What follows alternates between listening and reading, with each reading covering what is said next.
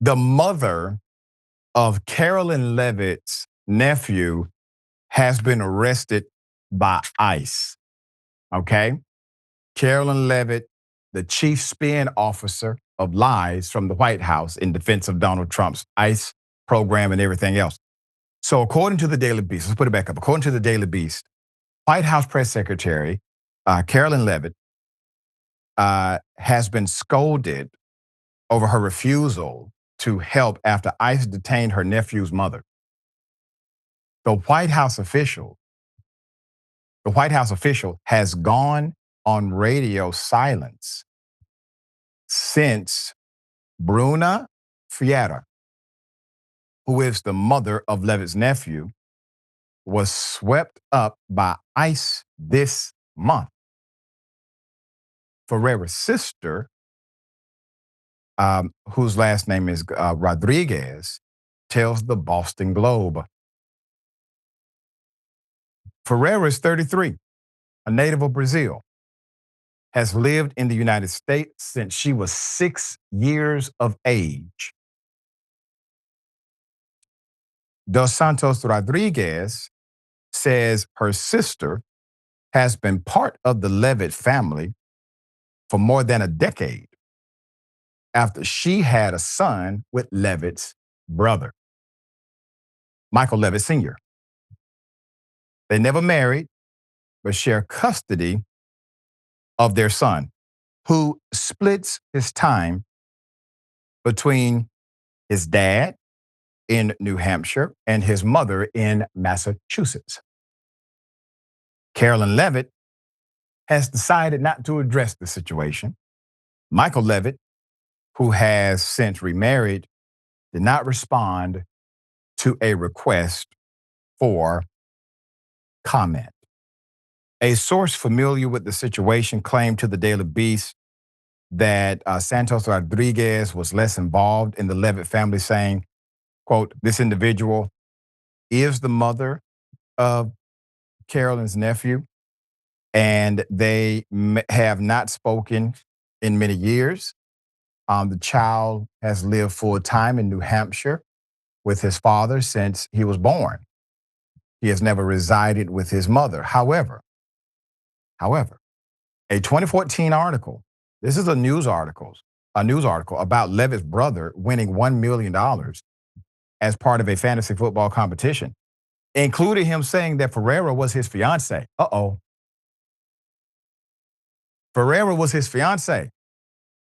He added that they lived together with their 8-month-old son. Can we just stop for a second? Did we really expect this White House and this Leavitt to tell the truth about this situation? Okay. It should not be a shock that there's contrary information to the narrative that has come from the White House. Okay, let's continue. Quote, "I need the lights fixed on the back of my car," Ferreira told a local paper when asked if their family had an immediate need for the $1 million. She said she needed her lights fixed on the back of her car. Quote, "And we need a lamp for my son's room. Other than that, we don't really need much. We have our health. We have a nice condo. We really are blessed." Leavitt said he planned to spend some of the money by taking Ferreira on a trip to the West Coast. This is all documented, okay? All documented. Making the current matter more bizarre, Dos Santos Rodriguez revealed that some in the Leavitt family, including her child's father, pushed her to self-deport after she was detained back to a country where she has no home and hardly speaks the language. Quote, "They just kept saying, tell her to self-deport," she told the Globe. Self-deport to where? Brazil is not her home. They're trying to push it off as a vacation. That's not a vacation. Bruna barely speaks the language. End quote. Ferreira, who was leaving her home in Revere, Massachusetts to pick up her son at the time of her arrest, is now being held at an ICE facility in Louisiana. The Globe's report said, quote, Her car was suddenly swarmed by immigration and customs enforcement agents. They were not the most gentle with her, Dos Santos Rodriguez told the paper. The Department of Homeland Security spokesperson said in a statement that Ferreira, quote, has a previous arrest for battery and that she overstayed a tourist visa in 1999. She was merely a kid. Under President Trump and Secretary Noem, all individuals unlawfully present in the United States are subject to deportation. However, there's a however here, a big one. The attorney of Ferreira's attorney disputes that his client has any criminal history. Quote, Bruna has no criminal record whatsoever, he said. I don't know where that is coming from. Show us the proof. There are no charges out there. She's not a criminal, illegal alien.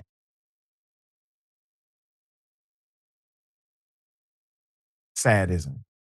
So let's take it away from the real housewives atmosphere of the White House. Let's bring it into the real world. There's a mother who has been separated from her son. There's a mother who likely was separated from her son unlawfully. Potentially, she has been targeted by members of this administration because she did not engage in self-deportation because, well, she's been here since she was 6 years old. This is her home. And maybe the emphasis for her to self-deport was to stop the political fallout of a national story like this breaking sometime in the future. So maybe she was targeted. Here's what we can do. A mother has been separated from her son. Her family doesn't seem to be fighting for her on the Leavitt side. They are powerful. They utilize influence to enrich themselves.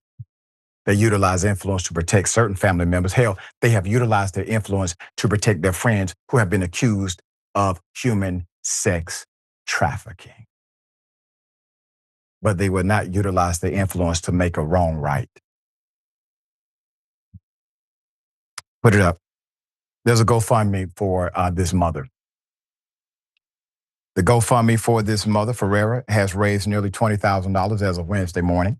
The fundraiser says that she has maintained her legal status through DACA, followed every requirement, and has always strived to do the right thing. I'm sure my sister was terrified, frantic, Dos Santos Rodriguez said of her arrest. She's been here since she was 6 years old. She's more American than she is anything else. And the bottom line is she's human. She is human. And so let's put it back up. I'm asking anyone who can provide some assistance to provide assistance, do the very best you can to support this mother who has been, in my opinion, illegally separated and definitely more unethically separated through an immoral act of this administration. Okay, dear brother, thoughts here.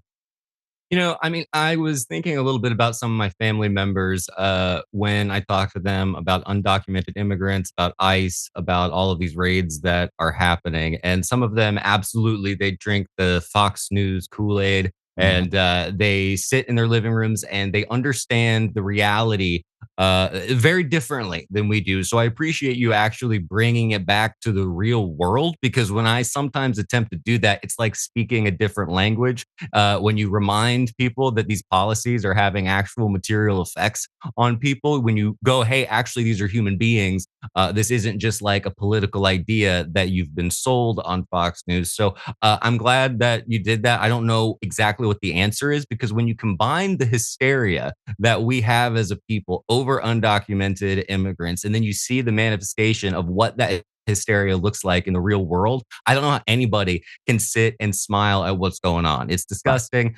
These people need to be reined in some way. And I think the American people need to do a little bit more like proper research on exactly what their prejudices, what their ideas are actually based in, because this is not based in reality. The amount of vitriol that we have toward this group of people and the collateral damage, I think, is just going to continue to happen.